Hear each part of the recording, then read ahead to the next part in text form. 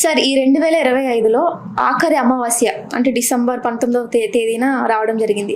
ఆ రోజు మనం ఏం చేయాలి, ఏం చేయకూడదు, అసలు ఎలా ఉండాలి సార్? 2025 ఎండింగ్ వచ్చింది, 19th అమావాస్య.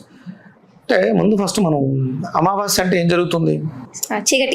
చీకటి. అమావాస్య అంటే చీకటి, డార్క్నెస్. అంటే సూర్యుడి నుంచి శక్తిని స్వీకరించి చంద్రుడు ప్రజ్వలించినప్పుడు ఆ కాంతి మన మీద పడుతుంది. అమావాస్య రోజు ఏదో ఒక అడ్డు వస్తుంది మనకి, చంద్రుడికి మధ్యలో ఒక అడ్డు రావడం వల్ల మనం ఆ కాంతిని చూడలేకపోతాం, అది చీకటిగా ఉంటుంది. అక్కడ నుంచి మళ్ళీ పాడ్యం నుంచి చంద్రుడు మళ్ళీ బయటకు వస్తూ ఉంటాడు. ఇప్పుడు ఇక్కడ మనకి ఏమవుతుంది? చంద్రుడు అనగానే మనస్కారకుడు. ఎప్పుడైతే చంద్రుడు లేడో మనకేమవుతుంది? మనసు కారకుడైనటువంటి వాడు చంద్రుడమ్మ చీకటిగా ఉంది, ఏమవుతుంది? మనసులో ఒక రకమైనటువంటి ఆందోళన వస్తుంది, కొంచెం negative energy, vibration, anxiety, depression, మానసికమైనటువంటి ఇబ్బందులు, కోపాలు, ద్వేష, ఇలాంటివన్నీ పెరుగుతుంటాయి. మనసు మీద ప్రభావం చూపించే పనులు ఏవి కూడా ఆ రోజు చేయకూడదు. ఓకే, అందుకని మనకి అంటే మనం తీసుకునే ఆహారమే మన మనస్సు అంటాం. అందుకని పౌర్ణమి అమావాస్యలకి మన జీవన విధానంలో చాలా పెద్ద మార్పు. ఉపవాసం అంటారు, ఏది పడితే అది తినడం అవి చేయరు. కొన్ని రకాలైనటువంటి ప్రత్యేకమైనటువంటి పదార్థాలు ఆ రోజు చేస్తారు. బాగా పులియబెట్టినటువంటి, అంటే ఔషధ గుణాలు ఎక్కువగా ఉన్నటువంటి పదార్థాలు పూర్వం రోజుల్లో తినేవారు. దానివల్ల ఏమవుతుందంటే, అంటే చంద్రుడు అక్కడ లేడు, అంటే మనలో ఉన్నటువంటి మనస్కారకుడైనటువంటి చంద్రుడు, ఆ చంద్రుడు వస్తేనే యాక్టివ్ అవుతాడు, లేకపోతే ఒక తెలియనటువంటి భయం, ఒక తెలియనటువంటి మానసిక ఇబ్బంది. అంటే చూడండి, మానసిక రోగులు ఉంటారు కదా, మనం ఎర్రగడ్డ ఇలాంటి చోట్ల, వైజాగ్, వాళ్ళు ఆ చేంజెస్ ఎక్కువగా కనిపిస్తాయి. ఓకే, అమావాస్య రోజు మానసికంగా ఇబ్బంది పడుతున్న వాళ్ళలో మరింత ఉధృతి ఎక్కువగా ఉంటుంది. అంటే వాళ్ళలో ఆ చంద్రుడి యొక్క లోపం కనిపిస్తూ ఉంటుంది.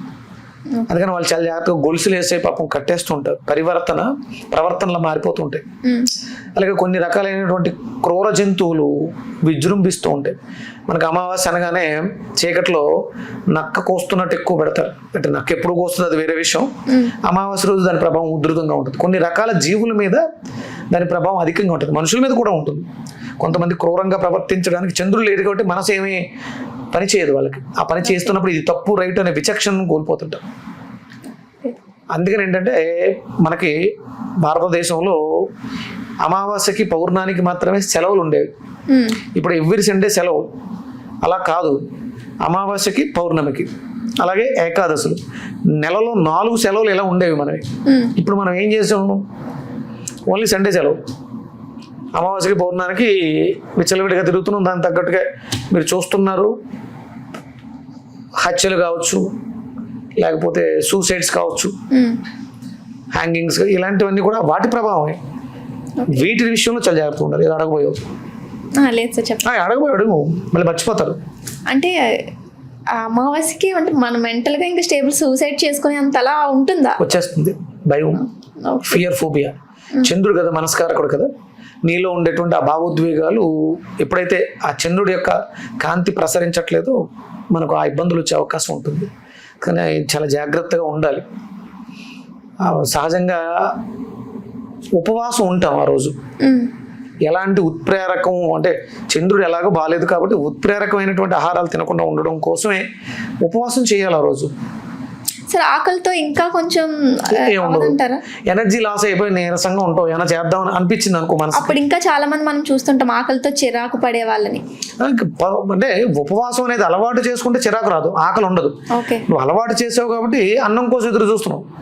అదే నీ అలవాటుని మార్చుకున్నావు, నీకు ఆ ఇబ్బంది ఉండదు. అది వచ్చినప్పుడు ఓకే, అంటే తినేది ఉండదు కానీ తాగేది ఉంటుంది. చంద్రుడు జలకారకుడు. నువ్వు జలాన్ని తీసుకోవడం ద్వారా చంద్రుడిని రీప్లేస్ చేసిన దాని అవుతావు. ఇప్పుడు ఉన్నటువంటి పరిస్థితుల్లో చాలా మందికి చాలా రోగాలు రావడానికి కారణం నీ శరీరంలో సరైనటువంటి నీటి వసతి లేకపోవడం. నువ్వు సరిగ్గా నీటిని తీసుకోకపోవడం, లేకపోతే తీసుకున్న నీటిని శరీరం నిలవ ఉంచుకునే స్థితిని కోల్పోవడం. చంద్రుడికి జలానికి సంబంధం ఉంది. ఆ ఉద్వేగం మీకు ఈ సముద్రం ఒడ్డుకి వెళ్తే తెలుస్తుంది. చంద్రుడి ప్రభావం పౌర్ణమి రోజు ఎక్కువగా ఉంటుంది, ఆటుపోట్లు ఎక్కువగా ఉంటుంది. అమావాస్య రోజు చాలా ప్రశాంతంగా ఉంటుంది.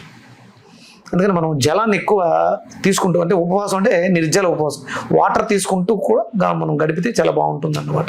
ఓకే. చంద్రుడి కారకత్వానికి పార్వతీదేవిని సూచిస్తారు. అమ్మవారి మంత్ర జపం చేసుకోవటం, అమ్మవారిని ఆరాధన చేసుకోవటం ఈ చంద్ర దోషం వల్ల అమావాస్య రోజు ఇబ్బంది పడే వాళ్ళకి చాలా అద్భుతంగా ఉపయోగపడుతుంది.